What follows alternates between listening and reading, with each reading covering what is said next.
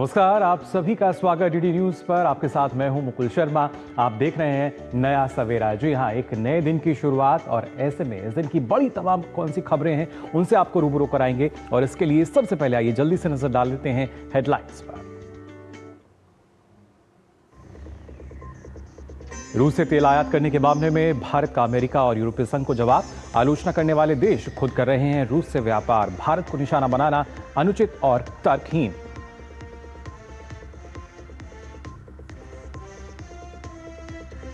प्रधानमंत्री नरेंद्र मोदी और फिलीपींस के राष्ट्रपति फर्डिनांड मार्कोस की नई दिल्ली में द्विपक्षीय वार्ता आज। कई क्षेत्रों में समझौता ज्ञापनों पर हस्ताक्षर होने की उम्मीद।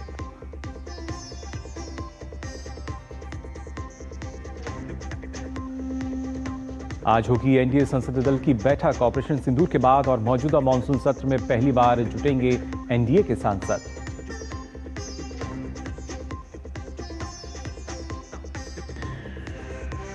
ईडी के सामने उद्योगपति अनिल अंबानी की पेशी आज। दिल्ली हेडक्वार्टर में 17,000 करोड़ रुपए के ऋण धोखाधड़ी और मनी लॉन्ड्रिंग मामले में होगी पूछताछ।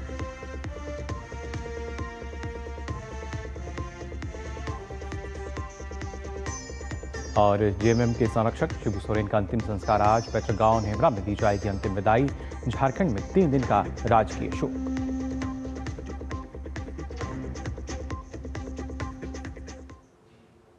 और आइए नया सवेरे की शुरुआत करते हैं, लेकिन इस बीच एक बड़ी खबर से आपको यहां पर रूबरू करा दें। इस वक्त एक बड़ी खबर आ रही है जम्मू कश्मीर की। अगर बात की जाए, जी हां, जम्मू कश्मीर में ऑपरेशन अखल 5वें दिन भी जारी है। अखल के जंगलों की अगर बात की जाए, लगातार सर्च ऑपरेशन यहां पर चल रहा है। 1 अगस्त से अभी तक 3 आतंकी जो हैं वो ढेर हो चुके हैं, लेकिन अभी भी आतंकियों के वहां पर रहने की संभावना जिस तरीके से जताई गई थी। और कल रात आतंकियों ने भागने की कोशिश की थी। अंधेरे का फायदा उठाकर गोलीबारी भी की गई और आतंकियों को रोकने के लिए सेना ने भी फायरिंग की। मुंहतोड़ जवाब लगातार उनको दिया जा रहा है और खासतौर से हेलीकॉप्टर के जरिए ही जो गोला बारूद है वो गिराए गए। इस तरीके से ये सघन क्षेत्र अखल की अगर बात की जाए, यहाँ पर 5वां दिन भी अगर हम बात करें, जो ऑपरेशन है वो जारी है सेना की तरफ से कुलगाम में। और यहाँ पर क्योंकि अब से पहले देखा गया था किस तरीके से जो आतंकवादी छिपे हुए हैं उन्होंने भागने की कोशिश की थी। सघन क्षेत्र है पूरा, जो जंगल है वहाँ पर, और उसमें अंधेरे का फ़ायदा उठाकर जो आतंकवादी है उन्होंने भागने की कोशिश की। लेकिन यहाँ पर सेना की तरफ से लगातार जो फायरिंग है वो की गई और साथ ही साथ हेलीकॉप्टर के ज़रिए भी जो गोला बारूद है वो गिराया गया, जिससे उनकी जो कोशिश है उसको नाकाम किया जा सके और उनका भी वही हर्ष हो जो बाकी 3 आतंकियों का हुआ, यानी उनको भी ढेर किया जा सके। तो 5 दिन अगर बात की जाए, 5वां दिन आज है। अखल के जंगलों में मुस्तैदी के साथ भारतीय सेना जो है वो यहाँ पर मुस्तैद है और लगातार कोशिश की जा रही है कि जो भी जितने भी आतंकी यहाँ अगर छिपे हैं उनको ढेर किया जाए। इससे पहले मैं देखा था जो 3 आतंकवादी थे उनको ढेर किया गया था। 5वां दिन है आज और लगातार कल रात की भी अगर बात की जाए, जो गोलीबारी है वो की गई थी आतंकियों द्वारा। अंधेरे का फायदा उठाकर भागने की कोशिश करना चाहते थे, लेकिन जवाब में भारतीय सेना ने भी ज़बरदस्त गोलीबारी की और उसके साथ साथ हेलीकॉप्टर की भी मदद ली गई। हेलीकॉप्टर के ज़रिए भी आपको बता दें यहाँ पर जो गोला बारूद है वो गिराया गया था, जिससे आतंकवादी जो हैं उनका जो मंसूबा है वहाँ से भागने का उसमें वो विफल हो सकें।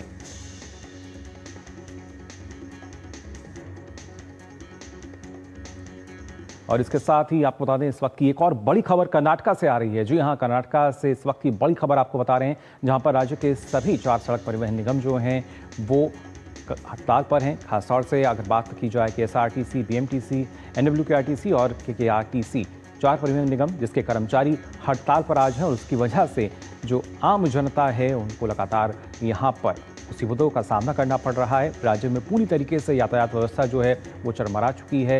राज्य सरकार से वार्ता विफल होने का ये नतीजा है। जो कर्मचारी हैं वो आज हड़ताल पर हैं। 4 मुख्य निगम जिनके कर्मचारी जो हैं हड़ताल पर हैं और ये हड़ताल अनिश्चितकालीन है अभी तक अगर बात की जाए। परिवहन संघ की तरफ से जिस तरह की जानकारी दी जा रही है और आप अंदाज़ा लगा सकते हैं दिन की शुरुआत कर्नाटका में किस तरीके की जो मुश्किलें हैं वो खड़ी होती हुई नजर आ रही होंगी आम जनता के लिए। जो मुख्य 4 परिवहन निगम हैं उसके कर्मचारी अगर हड़ताल पर हैं और बताया गया कि जो बसेस हैं वो पूरी तरीके से रुकी हुई हैं, चक्का जाम उनका हो गया है, चल नहीं रही हैं और उसका अगर देखें तो खामियाजा आम जनता को वहाँ भुगतना पड़ रहा है। सुबह के समय में सभी को आवश्यकता रहती है समय से पहुँचने की, लेकिन यहाँ पर राज्य सरकार से वार्ता विफल रही, उसका नतीजा यहाँ अब सामने है। बेंगलुरु से हमारी संवाददाता ज्योति हमारे साथ जुड़ चुकी हैं। ज्योति, जानना चाहेंगे आपसे क्या ताज़ा जानकारी मिल पा रही है? सुबह सुबह अगर देखा जाए, जो आम जनता है उसको परेशान होना पड़ रहा है यहाँ पर। सर, 4 परिवहन आज से मतलब अगस्त 5 से उनका अनिश्चितकाल प्रोटेस्ट कर रहे हैं। उनका मांग था कि 12 मांग था सरकार के साथ। कल उसके लिए सरकार और 4 परिवहन के जो अध्यक्ष है उनके साथ उनके बीच में मीटिंग हुआ था इसी जी। मांग को लेकर। लेकिन 12 मांग में उनका 2 मांग ये है कि एक है कि 25% वेतन को हाइक करना है जनवरी 1, 2024 से, जी। और उसके साथ साथ अरियर्स जो है 38% अरियर्स को देना है। तो ये 2 मांग थी उनकी। उसके सिलसिले में सरकार और इन दो ट्रांसपोर्ट के जो मेंबर्स है उनके साथ वार्तालाप हुआ था, लेकिन वो संधान विफल हो चुका था। जी। इसलिए जो कर्मचारियां हैं आज से अनिश्चितकाल प्रोटेस्ट में हुए बैठे हैं। तो यहाँ पे प्रोटेस्ट नहीं कर रहे हैं, लेकिन जो बसेस है केएसआरटीसी और बीएमटीसी बसेस सब डिपो में है। तो इसके वजह से जो जी। सरकार और कर्मचारियों के बीच जो चल रहा है, तो इसके लिए आम जनता को बहुत यहाँ पे they have to face the problem. वहां पे बस स्टैंड पे ही बहुत लोगों की इसके मामले में कुछ पता नहीं चला था, तो लोग वहीं पे रह चुके हैं। केएसआरटीसी बस भी नहीं चल रहा है। 4 निगम क्या है, नॉर्थ केएसआरटीसी या जी। केएसआरटीसी बीएमटीसी सब बसें जो है डिपो में है। जो 12 उनके मांगे हम बहुत दिनों से मांग रहे हैं, तो लेकिन उसका फुलफिल लेकिन नहीं ज्योति, हो चुका इतने है। लंबे समय से जो मांगे हैं, जैसा आप भी बता रही हैं, काफी समय से मांग चल रही थी, और जब वार्ता Yes. भी हुई तो कोई ना कोई बीच का रास्ता शायद राज्य सरकार को निकालना चाहिए था, क्योंकि कहीं ना कहीं अब जो खामियाजा है आम जनता को भुगतना पड़ रहा है। यस, डेफिनेटली कल जो हुआ था वो लोग उसी एक्सपेक्टेशन में उसी आशा में लोग मीटिंग में बैठे थे। लेकिन सरकार एक मिडिल डिस्कशन पे आई कि जो 38 का हम नहीं दे सकते जी। अरियर्स, कुछ 12 से या 14 महीनों का अरियर्स दे सकते हैं। लेकिन जो वेतन बाकी है 25% का वेतन हाइक बहुत दिनों से था। लेकिन जो मांग उनकी थी, जो ट्रांसपोर्ट मेंबर्स के या प्रेसिडेंट की उनकी मांग थी, ट्रांसपोर्ट मिनिस्टर रामलिंगा रेड्डी और सिद्धरामैया, सो उनके लिए उन्होंने अग्री नहीं किया। सो इसके लिए अगर वो अग्री करते थे, इनका एक भी डिमांड था कि आप इंस्टॉलमेंट में भी दे सकते हैं, अरियर्स जो है इंस्टॉलमेंट में दे सकते हैं, ये नहीं कि हमको एक ही बार चाहिए। लेकिन उनके जो मिडिल जो डिस्कशन हुआ, जी। सरकार इस मांग के लिए तैयारी नहीं हुई है। इसलिए यहाँ पे कर्मचारियों ने अनिश्चितकाल, किस दिन कब तक चलेगा नहीं पता नहीं है, और सरकार एस्मा लगाने की भी एक चेतावनी दी थी, अगर आप लोग काम नहीं करेंगे, ड्यूटी पे नहीं आएंगे, जी। तो हम एस्मा जारी कर देंगे। लेकिन इसके अलावा भी ट्रांसपोर्ट के जो प्रेसिडेंट और कर्मचारियों हैं, हमारे जो मांग है, जो मांग फुलफिल नहीं होता है उस हद तक हम जाएंगे। तो लेकिन इसका भुगतान है, जो परिणाम है ना, आम लोग एंटायर कर्नाटका, जो बहुत लोगों को इसके बारे में पता नहीं, स्कूल के बच्चे भी हैं। तो जब सब लोग अभी बस स्टैंड पे ही बस के लिए इंतजार कर रहे हैं, लेकिन एक बस भी वहां से हिल नहीं रहा है, जी। डिपो में ही है। हाईकोर्ट इस स्ट्राइक के लिए रोक लगाई थी कल, आप ट्रांसपोर्ट स्ट्राइक नहीं कर सकते। लेकिन जो मांग के लिए ये लोग अड़े हुए हैं कि हम ट्रांसपोर्ट की स्ट्राइक करके ही रहेंगे। जी बिल्कुल, लेकिन इसका खामियाजा कहीं ना कहीं आम जनता को भुगतना पड़ रहा है। फिलहाल बहुत बहुत शुक्रिया आपका ज्योति, हमारे साथ जुड़ने के लिए और महत्वपूर्ण अपडेट देने के लिए। तो कर्नाटका की अगर बात की जाए, कहीं ना कहीं आम जनता जो है वो परेशान हो रही है, क्योंकि यहाँ पर जो खासतौर से 4 मुख्य परिवहन संघ हैं वो उन्होंने हड़ताल की बात कही थी। हालांकि जो बसें हैं वो अभी तक डिपो में हैं, बस स्टैंड के अंदर ही हैं, जो बसेज हैं वो नहीं चल पा रही हैं, जिससे आम जनता जो है परेशान हो रही है। हालांकि कल इन परिवहन संघों की जो बैठक है वो राज्य सरकार के साथ हुई थी, और ऐसे में उम्मीद जताई यही जा रही थी कि शायद कोई बीच का जो रास्ता है वो शायद निकाल लिया जाएगा, जिससे आम जनता को इन परेशानियों से दो चार ना होना पड़े। लेकिन फिलहाल की अगर बात की जाए तो जो आम जनता है उसे इन परेशानियों से दो चार होना पड़ रहा है। अब आइए आगे बढ़ते हैं और बात कर लेते हैं नए भारत की भी। जी हाँ, रूस से तेल आयात करने के मामले में अमेरिका और यूरोपीय संघ की तरफ से सवाल उठाए जाने पर भारतीय विदेश मंत्रालय की ओर से आधिकारिक प्रतिक्रिया आई है।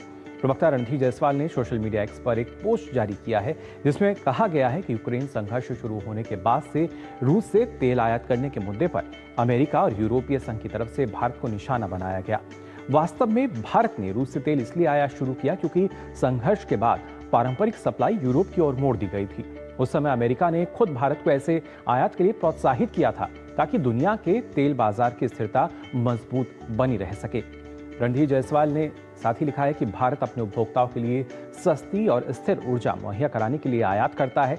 यह वैश्विक बाजार के हालात की मजबूरी है, लेकिन जो देश भारत की आलोचना कर रहे हैं वो खुद रूस के साथ व्यापार कर रहे हैं और भारत की तरह उनका व्यापार उनके देश के लिए कोई जरूरी मजबूरी भी नहीं है।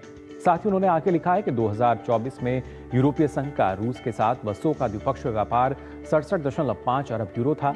इसके अतिरिक्त 2023 में सेवाओं का व्यापार 17.2 अरब यूरो रहा।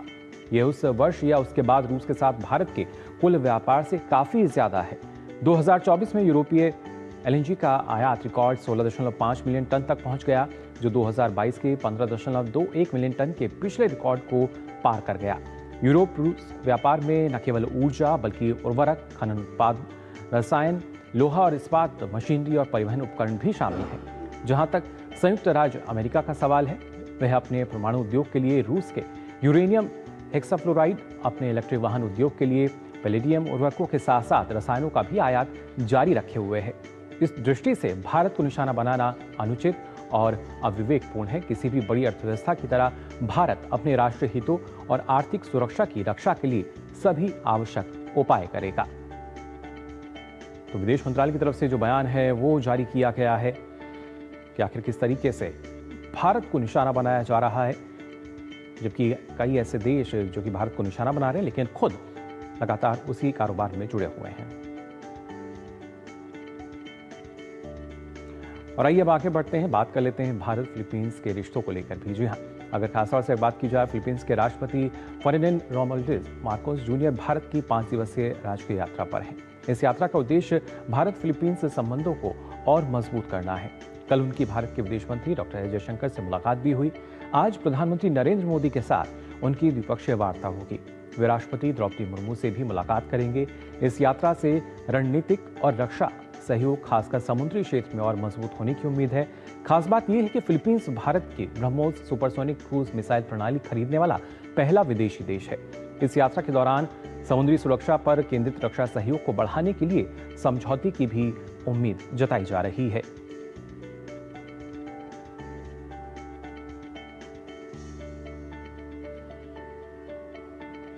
तो आज द्विपक्षीय मुलाकात जो है वो होगी और भारत फिलीपींस राजनयिक संबंधों की 75वीं वर्षगांठ के अवसर पर फिलीपींस के राष्ट्रपति मार्कोस की ये भारत यात्रा हो रही है।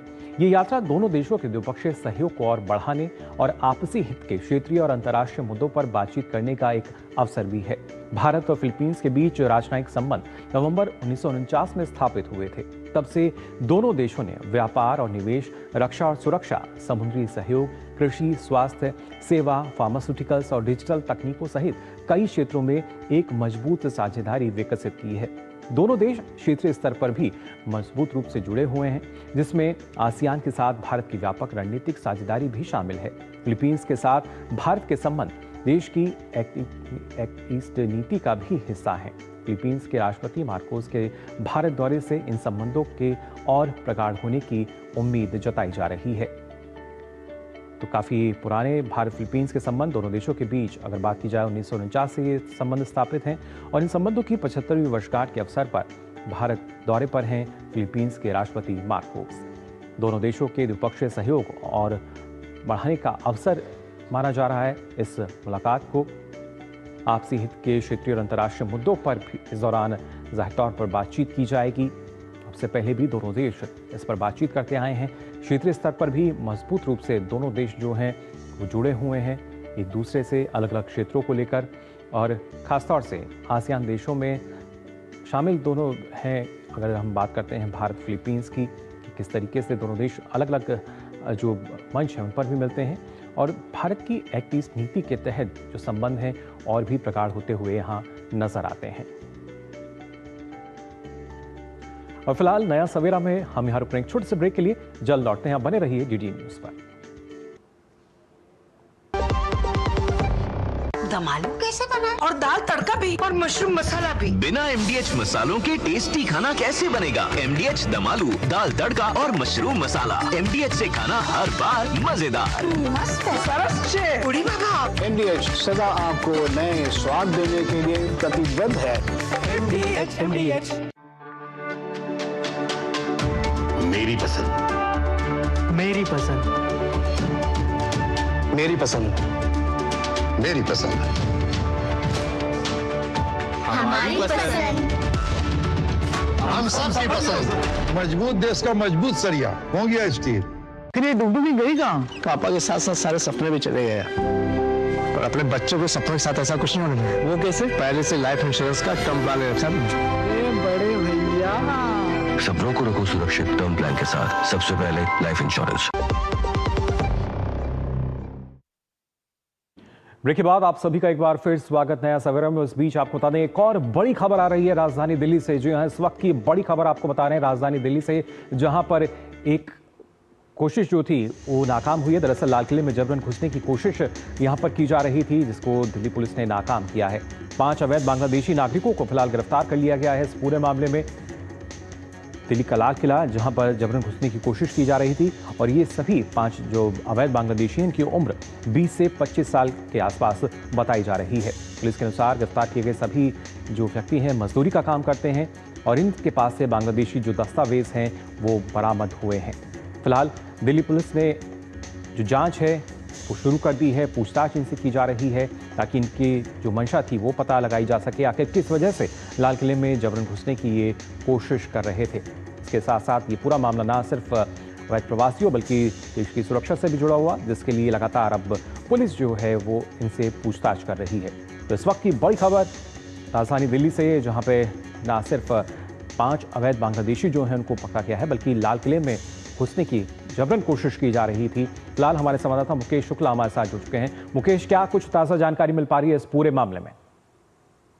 मुकुल, देखिए, ये जो अवैध बांग्लादेशी थे, ये 5 लोग थे टोटल। 20 से 25 साल इनकी उम्र थी। लाल किले में घुसने की कोशिश की गई और लगातार जिस तरह से धरपकड़ चल रही है, कहीं ना कहीं इलीगल बांग्लादेशियों के अंदर एक कौतूहल है और काफी घबराए हुए हैं। लेकिन ये जानना जरूरी होगा क्योंकि 15 अगस्त सामने खड़ा है। सुरक्षा को लेकर के दिल्ली पुलिस इस समय पूरी अलर्ट है। तमाम एजेंसियां, सिक्योरिटी एजेंसियां अलर्ट है। ऐसे में ये यहाँ क्यों आए, इनकी क्या मंशा थी, इनके पास से जो दस्तावेज मिले उनकी जांच की जा रही है। कोई ऐप जो है वो तो नहीं था इनके पास, क्योंकि ये ज्यादातर IMO एक ऐप होता है, उसके थ्रू ये अपने बांग्लादेश में रह रहे लोगों के साथ संपर्क में थे। क्या किसी संगठन के साथ तो ये नहीं शामिल थे। यहाँ पर किस उद्देश्य से आए थे, ये तमाम जानकारी दिन भर में जब डेवलपमेंट होगा उसमें पता लगाने की कोशिश करेंगे। लेकिन ये लगातार सतर्क अभियान जो है वो दिल्ली पुलिस का दिखाता है। इससे पहले दिल्ली पुलिस ने कुछ और लोगों को भी गिरफ्तार किया। तो ये गिरफ्तारियां लगातार बढ़ती भी दिखाई दे रही है। लेकिन ये बड़ा इंपॉर्टेंट है क्योंकि लाल किले के परिसर में जाना और वहां पर इनकी उम्र देखिए किस तरह की है, क्या कैसे न्यूटोरियस थे, क्या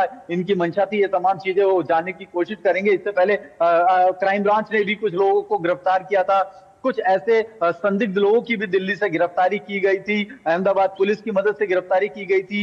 यूपी के STF की मदद से की गई थी। तो ये लगातार जो है वो धरपकड़ चल रही है। लेकिन यहाँ जो है ये बड़ी खबर है कि इनसे जानने की कोशिश करेंगे इनका क्या मकसद था, ये क्यों आए थे और ये क्या वहां पर चाहते थे। ये अभी जब दिन भर में डेवलपमेंट होगी उसमें हम पता लगा करके ये बताएंगे।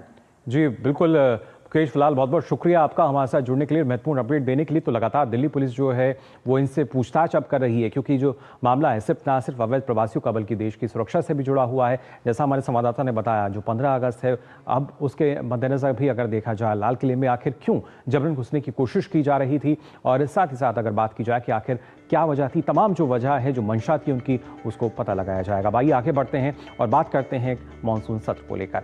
संसद भवन परिसर में NDA संसदीय दल की बैठक आज सुबह बुलाई गई है। ये बैठक इस मायने में महत्वपूर्ण है क्योंकि ऑपरेशन सिंदूर की सफलता के बाद NDA के सांसद एक जगह इकट्ठे होंगे। इसके अलावा संसद के इस मानसून सत्र में भी NDA सांसदों की ये पहली बैठक होगी। NDA संसदीय दल की बैठक में खुद प्रधानमंत्री शामिल होते हैं और सांसदों का मार्गदर्शन करते हैं।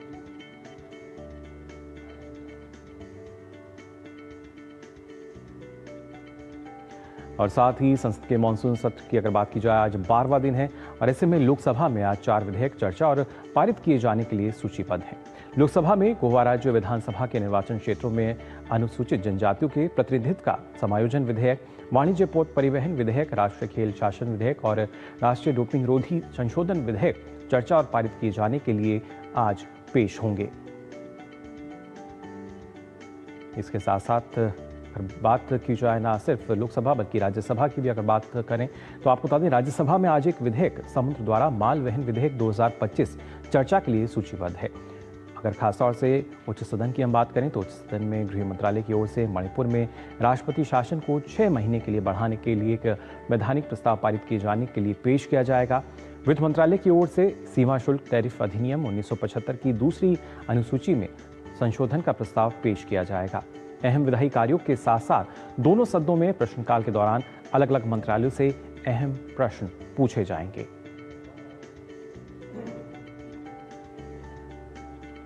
तो महत्वपूर्ण कार्रवाई अगर बात की जाए संसद के मानसून सत्र को लेकर और क्या कुछ खास रहेगा, इसके लिए आइए सीधा रुख कर लेते हैं। हमारे संवाददाता ऋषि कुमार जो हैं वो हमारे साथ जुड़ चुके हैं।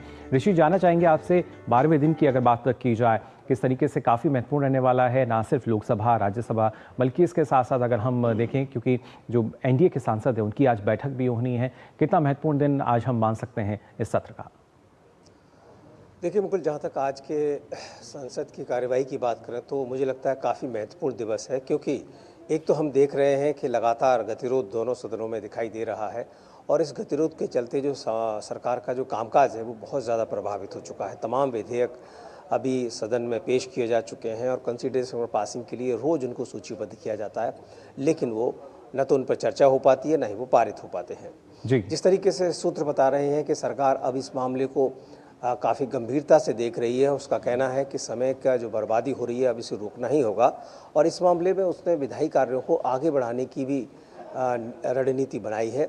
देखना होगा कि विपक्ष के साथ किस तरीके से कोई बात होती है, क्योंकि पहले भी कोशिश हुई है और कल हमने देखा था कि लोकसभा अध्यक्ष के द्वारा फ्लोर लीडर के साथ बैठक हुई थी और आज एनडीए की भी बैठक है। एनडीए में एक विशेष रणनीति बनाई जाएगी, क्योंकि तमाम ऐसे मुद्दे हैं जिनको कि विपक्ष लगातार सदन के माध्यम से उठा रहा है और सरकार का विरोध कर रहा है। बिहार में एसआईआर का मसला हो, इसको सदन के अंदर सदन के बाहर, तो अब एनडीए के तौर पर भी इसका कैसे सामना किया जाए और इसको कैसे काउंटर किया जाए, मुझे लगता है उसकी रणनीति अब सामने आ सकती है जी।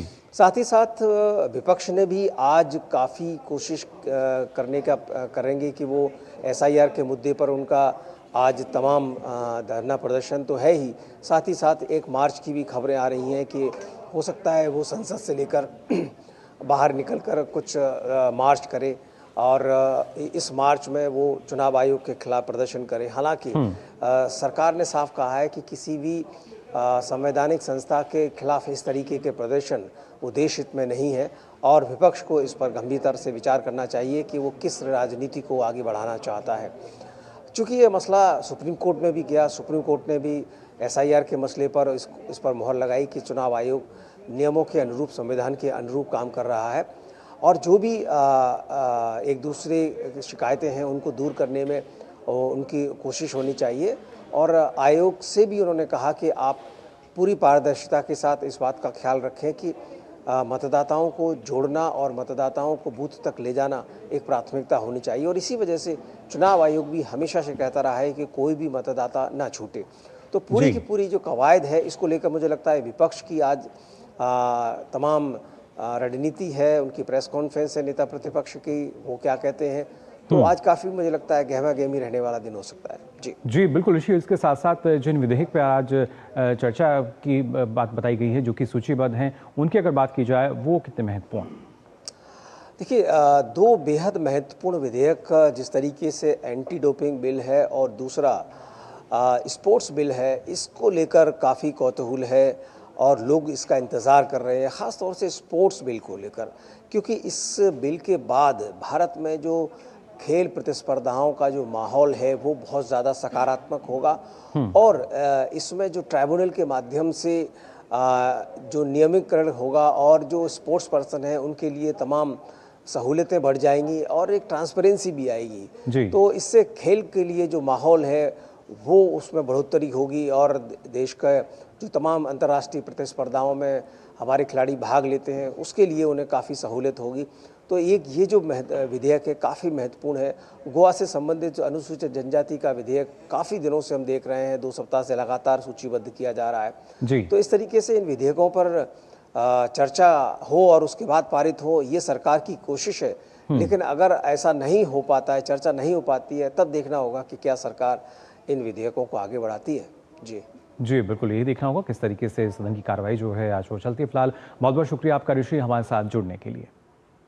और आइए नया सवेरा में आगे बढ़ते हैं। आपको बता दें, झारखंड मुक्ति मोर्चा के संरक्षक शिबू सोरेन का आज रामगढ़ जिले में उनके पैतृक गांव नेमरा में अंतिम संस्कार होगा। उनके पार्थिव शरीर को कल विशेष विमान से दिल्ली से रांची ले जाया गया, जहां लोग उनके अंतिम दर्शन फिलहाल कर रहे हैं। लंबे समय से बीमार चल रहे शिबू सोरेन पिछले कुछ दिनों से वेंटिलेटर पर थे। उन्हें किडनी की समस्या के चलते अस्पताल में भर्ती कराया गया था। शिबू सोरेन ने अलग झारखंड राज्य की स्थापना के लिए संघर्ष किया था। 38 साल तक झारखंड मुक्ति मोर्चा के अध्यक्ष हो रहे। उनके निधन पर झारखंड में 3 दिन का राजकीय शोक है।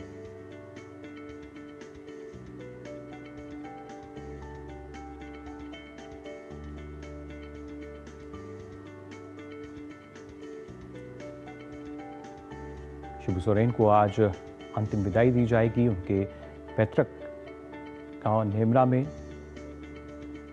और कल रात ही उनका जो पार्थिव शरीर था उसको दिल्ली से रांची ले जाया गया।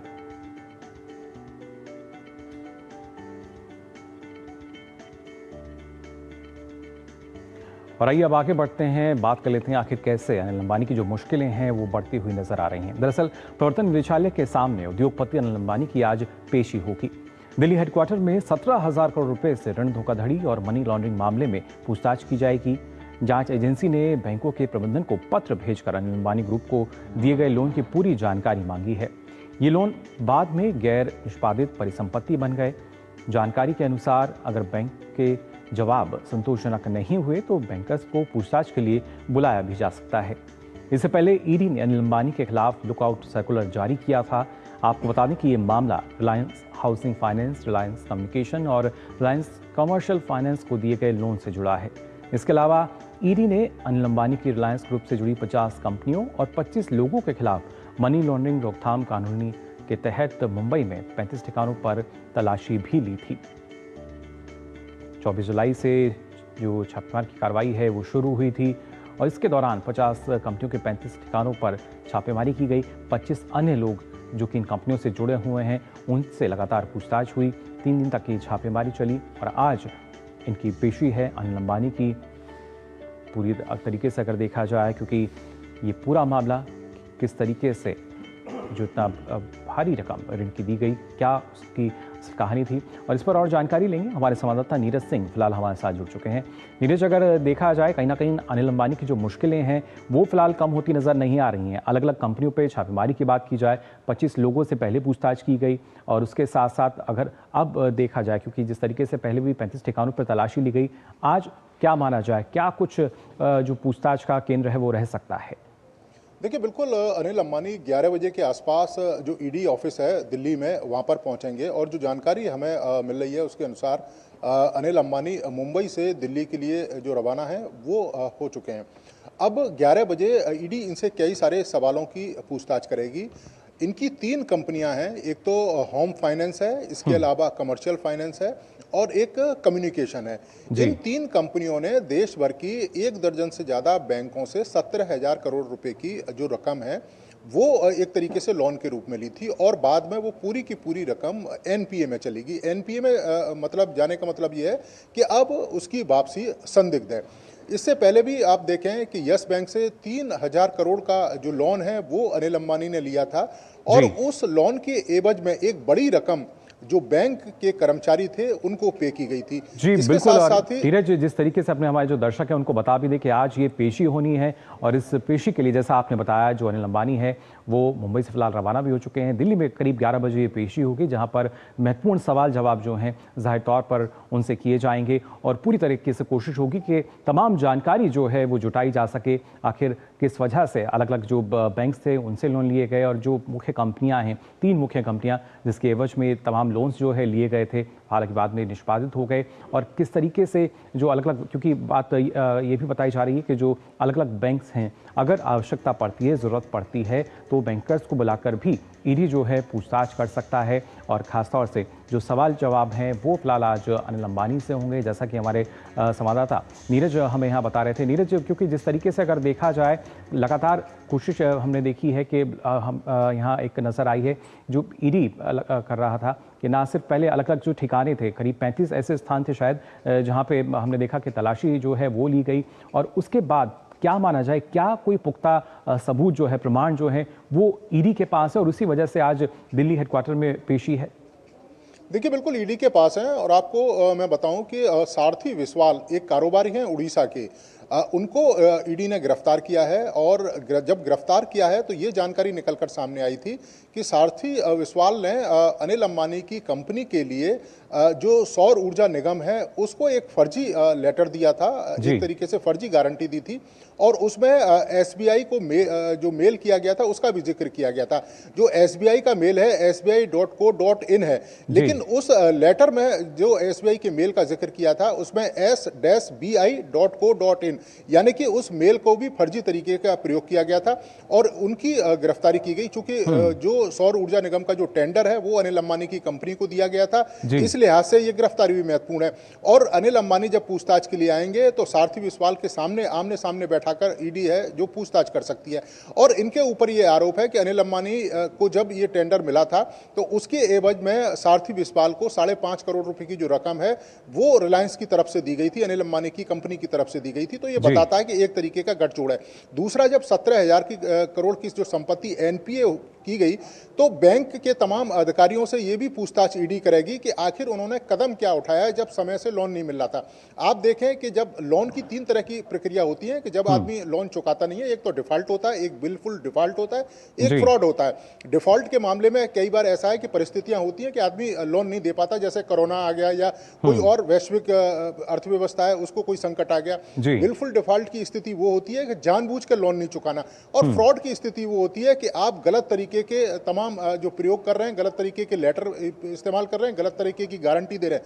तो ये पूरा का पूरा फ्रॉड का मामला है और ईडी इसमें विस्तृत रूप से जांच कर रही है। और मुझे लगता है कि देश के इतिहास का सबसे बड़ा जो फ्रॉड है वो साबित हो सकता है अगर ईडी परत दर परत इस पूरे मामले की जांच करती है। अब अनिल अंबानी से पूछताछ होगी, 11 बजे के करीब ये पूछताछ शुरू होगी। जी बिल्कुल नीरज, और ना सिर्फ जैसा आपने बताया कि मनी लॉन्ड्रिंग के साथ साथ अगर देखा जाए जो फर्जीवाड़ा जो है एक बड़ा फर्जीवाड़ा शायद वो सामने आ सकता है। और ये कहीं ना कहीं ईडी जिस तरीके से कार्रवाई कर रहा है तो एक इसके साथ साथ एक संदेश भी, क्योंकि हमने देखा है जिस तरीके से लगातार फर्जीवाड़े के और जो मामले सामने आते हैं तो कहीं ना कहीं उन पर भी जो नकेल है वो कसी जा सकेगी। देखिए, बिल्कुल नकेल कसी जा सकेगी। और आप देखें कि पिछले अगर हम 11 सालों की बात करें तो बड़े पैमाने पर जो यहाँ पर जो कई सारे ऐसे कारोबारी थे जो आर्थिक अपराध करके भागे थे उनको भारत लाया गया। अब कानून के तहत उनके ऊपर जो कार्रवाई है वो की जा रही है। आपने देखा था कि विजय माल्या के मामले में भी उसकी तमाम संपत्तियों को जब्त किया गया था। बैंकों से जो कर्जा विजय माल्या ने लिया था उन संपत्तियों को नीलाम करके उस कर्जे की अदायगी करने की जो कोशिश है वो ईडी और दूसरी हमारी जो जांच एजेंसियां हैं उन्होंने की थी। आपको ये बता दूं कि अनिल अंबानी का जो मामला है दिल्ली पुलिस की आर्थिक अपराध शाखा में सबसे पहले इस मामले को दर्ज किया गया। उसके बाद ईडी ने इस पूरे मामले को उसको संभाला, उसके बाद सम्मन किया, इसमें गिरफ्तारी हुई, कई सारे छापे हुए, 25 से ज़्यादा जो लोग हैं उनके परिसरों में छापे हुए जो अनिल अंबानी के करीबी थे और सहयोगी भी थे। अब अनिल अंबानी से जो पूछताछ है वो काफ़ी महत्वपूर्ण होगी और उसके बाद ये पता लग पाएगा कि ये खेल कितना बड़ा है और इसमें और कौन कौन से लोग शामिल हैं। क्योंकि सारथी विस्वाल उसकी गिरफ्तारी हो गई है। आज भी अगर हम कहें कि ईडी का ये कहना है कि अनिल अंबानी के कई सारे सहयोगी हैं, चाहे अमिताभ झुनझुनवाला की बात करें या दूसरे सहयोगियों की बात करें, उनको भी पूछताछ के लिए ईडी सम्मन कर रही है। और इसके साथ साथ उन बैंक के अधिकारियों से भी पूछताछ की जाएगी जिनके खाते में पैसा आया और जिन्होंने जब तमाम संपत्तियां एनपीए हो गई और उसमें कोई कदम नहीं उठाया, कोई कार्रवाई नहीं की। जी नीरज, तमाम जो पूछताछ है देखना होगा उसमें तमाम जानकारी जो है वो निकल कर किस तरह की आती है। फिलहाल बहुत बहुत शुक्रिया आपका हमारे साथ जुड़ने के लिए। तो हमारे संवाददाता नीरज बता रहे थे कि किस तरीके से जो यहाँ पर मुश्किलें हैं बढ़ती हुई नजर आ सकती हैं अनिल अंबानी की। आगे बढ़ते हैं और अब बात कर लेते हैं खासतौर से अनुच्छेद 370 की, जिसके हटने के 6 साल जो हैं वो हो चुके हैं। जम्मू कश्मीर की जब हम बात करते हैं तो यहाँ पर अनुच्छेद 370 और 35 की समाप्ति के आज 6 वर्ष पूरे हो गए हैं। मोदी सरकार ने 5 अगस्त 2019 को ऐतिहासिक फैसला लेते हुए जम्मू कश्मीर से अनुच्छेद 370 खत्म कर दिया था। साथ ही जम्मू कश्मीर से लद्दाख को अलग कर दोनों को केंद्र शासित प्रदेश बनाने का फैसला लिया गया था। इस फैसले के तहत राज्य का विशेष दर्जा खत्म हो गया और इसे पूरी तरह भारतीय संविधान के ढांचे में शामिल कर लिया गया। एक देश एक संविधान के तहत केंद्र का यह वो ऐतिहासिक फैसला था जिसने जम्मू कश्मीर की सूरत बदल दी। जम्मू कश्मीर भारत का अभिन्न अंग है, लेकिन अनुच्छेद 370 की वजह से जम्मू कश्मीर को विशेष राज्य का दर्जा प्राप्त था।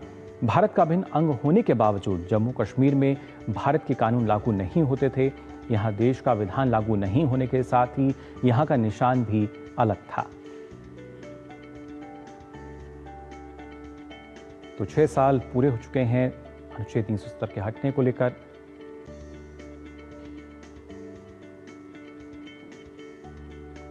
अनुच्छेद 370 हटने के बाद जम्मू कश्मीर में काफ़ी जो बदलाव है देखने को मिला है। पिछले 6 साल में आतंकवादी घटनाओं में गिरावट आई है। 2004 से 2014 के बीच 7,217 आतंकी घटनाएं हुई थी, जबकि 2014 से 2024 के बीच घटकर 2,242 रह गई हैं। इसके साथ क्षेत्र में शासन, बुनियादी ढांचे एवं नागरिक भागीदारी में बड़ा परिवर्तन देखने को मिला है। अनुच्छेद 370 को निरस्त होने के बाद जम्मू कश्मीर में विकास कार्यों की जो रफ्तार है वो और तेज होती हुई नजर आई है। गृह मंत्रालय के आंकड़ों के अनुसार वित्त वर्ष 2022-23 तक कुल 92,560 प्रोजेक्ट्स पूरे किए गए, जबकि 2018-19 में ये संख्या सिर्फ 9,229 ही थी। सड़क कनेक्टिविटी को लेकर रिपोर्ट में बताया गया है कि जम्मू से श्रीनगर जाने वाले अब पहले के मुकाबले काफ़ी कम समय लगता है। केंद्र सरकार के अहम फैसले के बाद जम्मू कश्मीर में पर्यटन भी बढ़ा है। 2024 में जम्मू में कुल 2 करोड़ 36 लाख पर्यटक आए। अब राज्य में भारी मात्रा में निवेश भी आ रहा है। जहां पहले 70 सालों में जम्मू कश्मीर को केवल 14,000 करोड़ का निवेश मिला था, वहीं पिछले 2014 से 2023 के बीच 12,000 करोड़ का इंडस्ट्रियल निवेश हुआ है। वहीं अब कश्मीर को भारतीय फिल्म उद्योग से फिर से जोड़ने के लिए भी कवायद हो रही है। घाटी में 5,000 से अधिक नए होटल बने हैं, जो इस क्षेत्र में बढ़ते निवेश और विश्वास को दर्शाते हैं। कश्मीर में 65% से अधिक होमस्टे महिलाओं द्वारा संचालित किए जा रहे हैं। तो करीब करीब अगर देखा जाए लगभग हर एक क्षेत्र में बड़ा बदलाव जो है वो नजर आ रहा है जम्मू कश्मीर की जब हम बात करते हैं। और इस पर और जानकारी के लिए हमारे संवाददाता श्रीनगर से अश्विनी मिश्रा फिलहाल जुड़ चुके हैं। अश्विनी, जानना चाहेंगे आपसे, अगर देखा जाए 6 साल हो चुके हैं अनुच्छेद 370 को हटे हुए, कितना बड़ा बदलाव इन 6 वर्षों में देखने को मिला है? क्योंकि लगभग हर सेक्टर की बात की जाए वो बदलाव की जो बानगी है वहाँ नजर आती है। निश्चित तौर से मुकुल, अगर देखें ऐतिहासिक दिन है। आज से 6 वर्ष पहले जब जम्मू कश्मीर के 370 अनुच्छेद 370 और 35A के निरसन का प्रस्ताव, ऐतिहासिक प्रस्ताव, दूरदर्शी प्रस्ताव, युगांतकारी प्रस्ताव सदन में, संसद में प्रस्तुत किया गया, तो पूरे देश दुनिया को इस बात की उम्मीद थी कि नए अध्याय की शुरुआत होगी। वो समृद्धि का अध्याय होगा, वो विकास का अध्याय होगा, वो सहकार का अध्याय होगा, वो शांति का अध्याय होगा। कितना बदला है जम्मू कश्मीर। हम अपने सहयोगी राहुल से कहेंगे कि दिखाएं वो लाल चौक। लाल चौक के ऊपर आप देखें शान से तिरंगा लहरा रहा है, और यही लाल चौक पर तिरंगा लहराने के लिए देश के अलग अलग कोने से लोग यात्राएं लेकर आते थे, और वो जम्मू कश्मीर में प्रवेश करने के पहले उनको रोक लिया जाता था। इसी लाल चौक पर कहीं तिरंगा लेकर पहुंचने में लोग हिचकते थे। इसी लाल चौक पर कहीं ना कहीं अलगाववादी नारे लगते थे। इसी लाल चौक पर कहीं ना कहीं अलगाववादी झंडे लहराकर और काले झंडे दिखाकर देश के लोकतांत्रिक प्रक्रिया को ढांचा बताने की कोशिश करते थे। शान से लहराता हुआ तिरंगा और लाल चौक पर बना हुआ ये मंदिर सदृश आकृति बताती है कि किस तरीके से जम्मू कश्मीर बदला है पिछले 6 वर्षों में, किस तरीके से वास्तविक एकीकरण हुआ है। जी, अगर कहें तो 1947 के बाद जब देश आजाद हुआ और जम्मू कश्मीर का जब विलय हुआ था, लेकिन संवैधानिक रूप से, लोकतांत्रिक रूप से जो अड़चने थी वो धारा अनुच्छेद 370 और 35A की वजह से थी। संवैधानिक रूप से, लोकतांत्रिक रूप से अगर वास्तव में एकीकरण हुआ जम्मू और कश्मीर और लद्दाख का, तो 370 अनुच्छेद हटने के बाद हुआ। आपने आंकड़े बताए कि किस तरीके से यहाँ पर विकास हुआ है। कुछ और मैं चीज़ें ये बताऊंगा कि केंद्रीय कानून जो भी संसद द्वारा यहाँ पारित होते थे वो यहाँ पर लागू नहीं होते थे। राष्ट्रपति के राजपत्र में ही लिखा जाता था। संपूर्ण भारतवर्ष जम्मू कश्मीर क्षेत्र को छोड़कर 890 से ज़्यादा केंद्रीय कानून यहाँ पर लागू हुए। यहाँ पर 200-250 के आसपास जो यहाँ के कानून थे उनमें परिवर्तन किया गया। 130 नए कानूनों को यहाँ पर संशोधित करके यहाँ पर लागू किया गया। भारत के जो क्रिमिनल प्रोसीजर कोड होता था, जो भारत का जो अपराध प्रक्रिया संहिता चलती थी, आईपीसी के तहत चलती थी, वो यहाँ पर आरपीसी के तहत चलती थी। वो जो ऐतिहासिक भूल जो इससे पहले कांग्रेस द्वारा की गई थी, वो जो ऐतिहासिक भूल थी उसको तो सुधारा ही गया।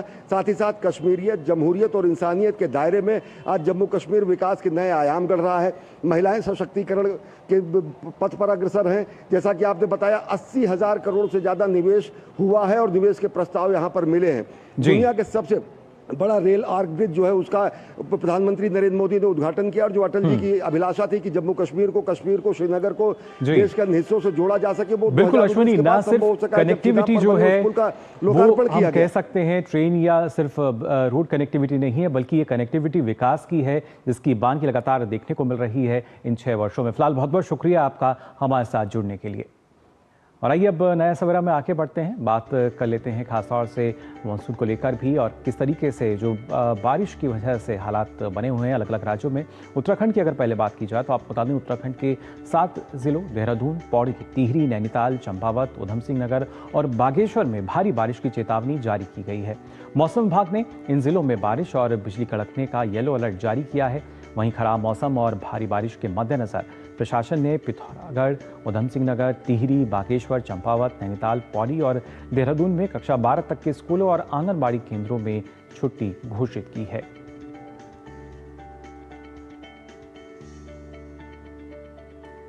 इसके साथ हिमाचल प्रदेश की भी अगर हम बात करें, हिमाचल प्रदेश में भी कुदरत का जो कहर है वो जारी है। लगातार बारिश से नदियां और नाले उफान पर यहां पर हैं और इसके मद्देनजर कई जिलों में हाई अलर्ट जारी किया गया है। मौसम विभाग ने आज के लिए कांगड़ा, ऊना, हमीरपुर, मंडी, सिरमौर में बारिश और इसके साथ साथ बिजली कड़कने का जो ऑरेंज अलर्ट है वो जारी किया है। पहाड़ी इलाकों में बादल फटने की भी आशंका जताई गई है। वहीं चंबा, कुल्लू, शिमला, सोलन, बिलासपुर के लिए बारिश का येलो अलर्ट जारी हुआ है। इन सभी जगहों पर अगले 48 घंटों में और तेज बारिश की चेतावनी जो है वो दी गई है और ऐसे में लोगों से सतर्क रहने की सलाह भी जारी की गई है। तो लगातार बारिश के बाद हिमाचल की अगर बात की जाए, कई ऐसी नदियां जो उफान पर हैं जिसकी वजह से कई जिलों में अलर्ट घोषित किया गया है। कांगड़ा, ऊना, हमीरपुर, मंडी, सिरमौर और इसके साथ साथ ना सिर्फ भारी बारिश बल्कि बिजली कड़कने की भी और बिजली गिरने की जो आशंका है वो जताई गई है।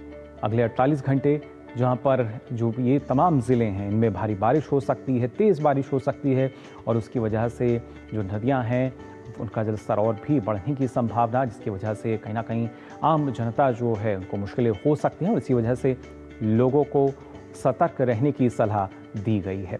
फिलहाल और किस तरह के हालात हैं इस पर जानकारी के लिए सीधा रुख करते हैं शिमला का, जहां से हमारे संवाददाता धर्म प्रकाश हमारे साथ जुड़ चुके हैं। धर्म प्रकाश, जानना चाहेंगे आपसे किस तरह के हालात बने हुए हैं और आज भी अगर बात की जाए तो कई ऐसे जिले जहां पर अलर्ट जारी किया गया है मौसम विभाग द्वारा। बिल्कुल 3 ऐसे जिले हैं जहां पर अलर्ट जारी किया गया है। पंजाब के साथ लगते जो जिले हैं, चाहे वो कांगड़ा हो, ऊना हो, बिलासपुर हो, यहाँ पर येलो अलर्ट, ऑरेंज अलर्ट जारी किया गया है मौसम विभाग की तरफ से। साथ ही साथ शिमला, सिरमौर और सोलन जो जिले हैं वहां पर भी अलर्ट जारी किया गया है मौसम विभाग की तरफ से। पिछले करीब 15 घंटों से मंडी जिले की खासकर बात करें तो वहां पर लगातार बारिश का दौर जारी है। हालात एक बार फिर बिगड़ते नजर आ रहे हैं और ओवरऑल हिमाचल प्रदेश में अब तक करीब पिछले 1.5 महीने से लगातार प्रदेश में बारिश हो रही है। मानसूनी आफत जो आई है इस बार करीब 1,500 करोड़ से ज्यादा का नुकसान हो चुका है और 200 से ज्यादा लोग जो हैं वो इस मानसून की वजह से मारे जा चुके हैं। बहुत सारे लोग बेघर हो चुके हैं और इसके साथ साथ बहुत सी पेयजल परियोजनाएं और सड़क परियोजनाएं भी बंद पड़ी हुई है। तो रेस्क्यू ऑपरेशन और प्रदेश में हालात सामान्य बनाने को लेकर जो प्रयास है वो लगातार जारी है, लेकिन इसके बावजूद भी जो स्थितियां हैं वो संभल नहीं पा रही है। बारिश का दौर जो है वो थम नहीं रहा है और अभी भी 10 अगस्त तक लगातार बारिश की जो चेतावनी है मौसम विभाग की तरफ से हिमाचल प्रदेश के करीब सभी जिलों पे दी गई है। जी बिल्कुल, तो ये हफ्ता जो है इस हफ्ते भी लगातार भारी बारिश का दौर जो है वो देखने को मिलेगा, जिस वजह से मुश्किलें फिलहाल बढ़ती हुई नजर आएंगी। बहुत बहुत शुक्रिया धर्म प्रकाश आपका हमारे साथ जुड़ने के लिए। तो जाना आपने किस तरीके से हालात बने हुए हैं। फिलहाल नया सवेरा में हम यहाँ रुकने एक छोटे से ब्रेक के लिए जल्द लौटते हैं। मम्मी भूख लगी, ये 1 मिनट में नहीं 4 मिनट में आएगा। थोड़ा वक्त लगेगा पर सेहत को पाएगा। MDH सूजी वर्मिसेली सबका दिल आएगा। MDH सूजी वर्मिसेली, सेहत में स्वाद भी। जब धरती चीर कर निकलता है लोहे का पत्थर और मिलता है मोंगिया के जोश से, फिर तपता है, पिघलता है और बनता है फौलाद। अब होता है सरिया सारी खूबियों के साथ। मोंगिया स्टील, मजबूत देश का मजबूत सरिया। Work from home my salary बस एक क्लिक में। अरे वाह। अनजान लिंक्स पर क्लिक मत कीजिए। RBI कहता है जानकार बनिए, सतर्क रहिए। एक मिनट क्या हुआ? अभी से इतना खर्चा करोगे तो मेरी पढ़ाई का क्या करोगे?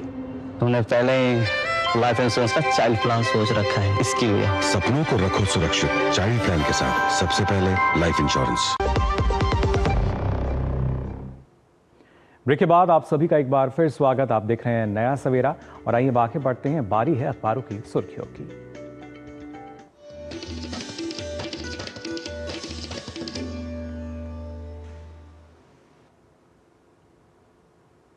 और आइए अखबारों की सुर्खियां जानने के लिए सीधा रुख कर लेते हैं हमारी सहयोगी संध्या शर्मा का। संध्या, ओवर टू यू। जी मुकुल, आज के अखबारों की सुर्खियों की शुरुआत करते हैं बढ़ती उम्मीदों से जुड़ी हुई खबर के साथ। जी हां, फिलीपींस के राष्ट्रपति भारत में हैं और भारत की कई उम्मीदें भी हैं और कई करार होने की संभावनाएं भी है। इस खबर को आज प्रमुखता के साथ नवभारत टाइम्स अखबार ने अपने पहले पेज पर लिया है और बताया कि फिलीपींस के राष्ट्रपति मार्कोस सोमवार से 5 दिनों की भारत यात्रा कर रहे हैं और 2022 में राष्ट्रपति बनने के बाद मार्कोस की पहली भारत यात्रा है। राष्ट्रपति और पीएम मोदी के बीच द्विपक्षीय मुलाकात आज होगी। और भी कई बातें इस खबर के साथ प्रकाशित है। अगली खबर की बात करें तो आपको बताएं कि ट्रंप ने जिस तरह से शुल्क बढ़ाने की धमकी दी तो भारत ने भी करारा जवाब दिया है। अमेरिकी राष्ट्रपति डोनाल्ड ट्रंप ने कहा कि भारत शुल्क और बढ़ाएगा, तो वहीं भारत की तरफ से कहा गया कि राष्ट्रीय हित और आर्थिक सुरक्षा के लिए हर संभव कदम भारत की तरफ से उठाए जाएंगे। इस खबर को आज प्रमुखता के साथ अखबारों ने स्थान दिया है। अगली खबर की बात करते हैं जिससे राष्ट्रीय सहारा अखबार ने आज अपने पहले पेज पर लिया और बताया है कि किस तरह से सबूत मिले हैं और पहलगाम के हमलावर पाकिस्तानी थे, ये प्रूव हो चुका है। तो सुरक्षा एजेंसियों ने पहलगाम आतंकी हमले में शामिल आतंकवादियों की राष्ट्रीयता का पता लगाने के लिए सबूत जुटाए और साथ ही साथ पाकिस्तान सरकार द्वारा जारी दस्तावेजों और बायोमेट्रिक डेटा सहित अन्य चीजें भी इसमें शामिल थी और इससे इस बात की पुष्टि होती है कि वो तीनों आतंकवादी पाकिस्तान के नागरिक थे। चलते एक और खबर का रुख करते हैं जिसे हरिभूमि अखबार ने आज अपने पहले पेज पर लिया है और बताया है कि लाल किले पर स्वतंत्रता दिवस समारोह किस तरह का होने वाला है और इस बार इस समारोह में क्या कुछ खास होने वाला है। जी हां, स्वतंत्रता दिवस समारोह में दिखेगी आत्मनिर्भर भारत की झलक और आपको बताएं कि समारोह स्थल पर राष्ट्रीय ध्वज को दी जाने वाली 21 तोपों की सलामी का मुख्य आकर्षण होगी स्वदेशी लाइट फील्ड गन। आपको बताएं कि 17वीं शताब्दी से ये इतिहास जुड़ा हुआ है और आपको बताएं कि इस बार जो तोप से सलामी दी जाएगी तो सलामी के लिए जो तोप का प्रयोग किया जाएगा वह 105 mm की तोप केंद्रीय भारत स्थित मध्य प्रदेश राज्य के जबलपुर में आयुध फैक्ट्री खमरिया में बनाई गई है। तो इस खबर को भी आज प्रमुखता से लिया गया है। चलते चलते एक और खबर का रुख कर लेते हैं। ये हालांकि राजधानी दिल्ली से जुड़ी हुई खबर है लेकिन खबर बहुत महत्वपूर्ण है और इसीलिए हिंदुस्तान अखबार ने आज इसको अपने पहले पेज पर लिया है क्योंकि दिल्ली विधानसभा में पेश किया गया एक ऐसा विधेयक जो स्कूल फीस पर मनमानी को रोकेगा और 3 स्तरीय इसमें समिति बनाई जाएगी जो एक स्कूल स्तर पर होगी, एक राज्य स्तर पर होगी और जिला स्तर पर भी होगी। 3 साल में सिर्फ एक बार फीस बढ़ोतरी कर सकेंगे स्कूल। तो ये मसौदा और भी कई अहम बातें कहता है जिसे दिल्ली विधानसभा में पेश किया गया है। तो अलग अलग क्षेत्रों की मुकुल बात करें तो इन खबरों को आज अहमियत के साथ अखबारों ने लिया है। जी बिल्कुल, बहुत बहुत शुक्रिया संध्या आपका इन तमाम खबरों के लिए, बहुत बहुत धन्यवाद। और आइए अब नया सवेरा में आगे बढ़ते हैं, बात कर लेते हैं आज के दिन की भी। जी हाँ, 5 साल पहले आज ही के दिन प्रधानमंत्री नरेंद्र मोदी ने राम जन्मभूमि अयोध्या में राम मंदिर निर्माण की आधारशिला रखी थी। चलिए उस विशेष अवसर की यादें ताज़ा करते हैं।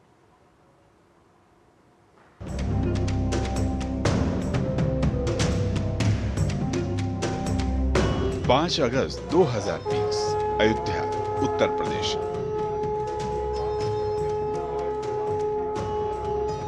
ऐतिहासिक तारीख। 5 साल पहले इसी दिन प्रधानमंत्री नरेंद्र मोदी ने भव्य मंदिर निर्माण की आधारशिला रखी। ये शुभारंभ था रामलला के भव्य मंदिर निर्माण का। सदियों का इंतजार आज समाप्त हो रहा है।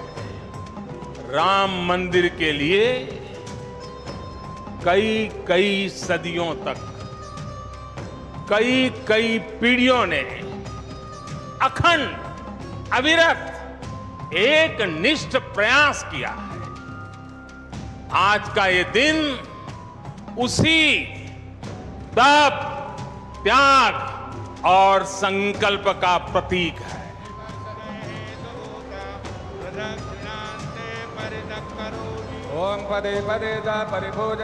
ये वही जन्मभूमि है जो सनातनी मान्यताओं, ग्रंथों और कथाओं में जीवंत है।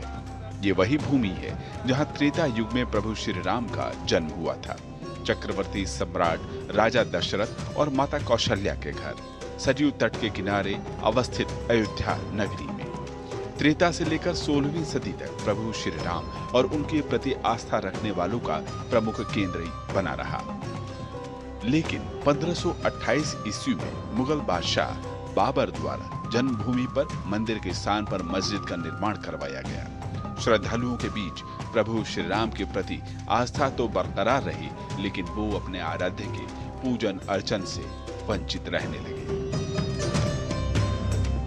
भगवान राम की अद्भुत शक्ति देखिए।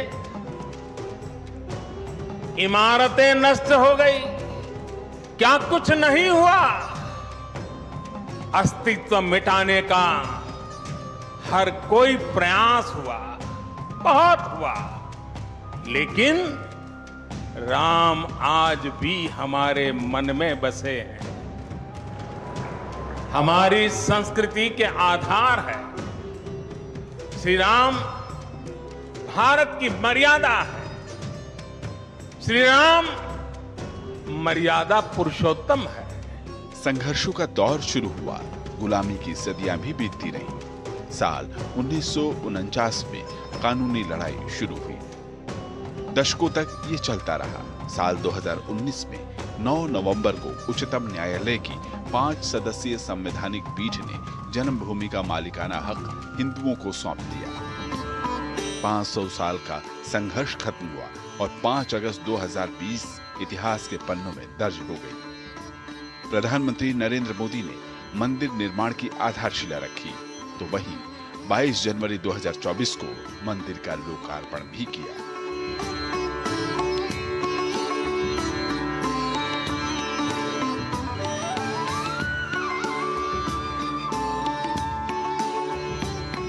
Bureau report, DD news. तो देखिए आपने ये खास झलक जो कि आज के दिन को और विशेष बनाती है। अब आइए आगे बढ़ते हैं और जल्दी से नजर डालते हैं खेल जगत की खबरों पर।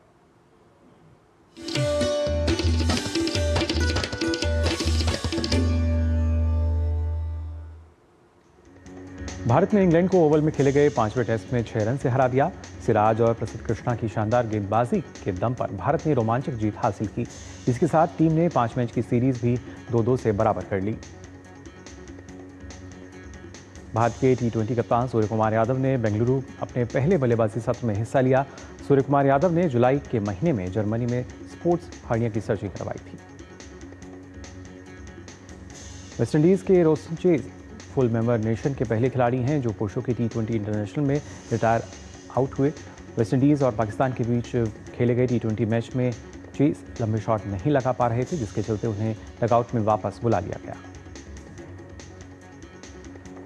नोवाक जोकोविच ने सिंसिनाटी ओपन से नाम वापस ले लिया है। 24 बार के ग्रैंड स्लैम विजेता जोकोविच ने US ओपन के वार्म अप टूर्नामेंट से लगातार दूसरे साल नाम वापस लिया। जोकोविच 3 बार सिंसिनाटी में चैंपियन रह चुके हैं। और आइए अब बात कर लेते हैं मौसम की भी, डाल लेते हैं मौसम पर नजर।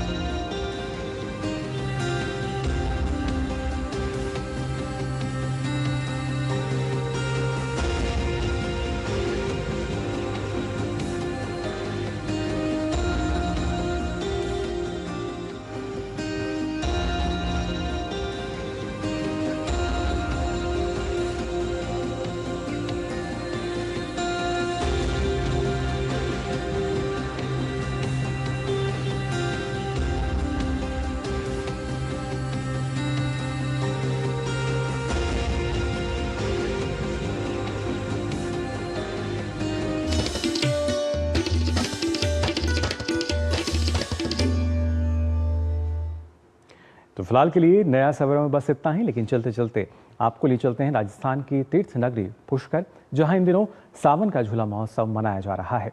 ये महोत्सव भगवान कृष्ण और राधा के प्रेम और आनंद का प्रतीक है। तो नया सवेरा में आप लीजिए इन पलों का आनंद, जहां भक्त अपने कान्हा को झूला झुलाकर उनके दिव्य स्वरूप के दर्शन कर रहे हैं। मुझे दीजिए अनुमति। नमस्कार।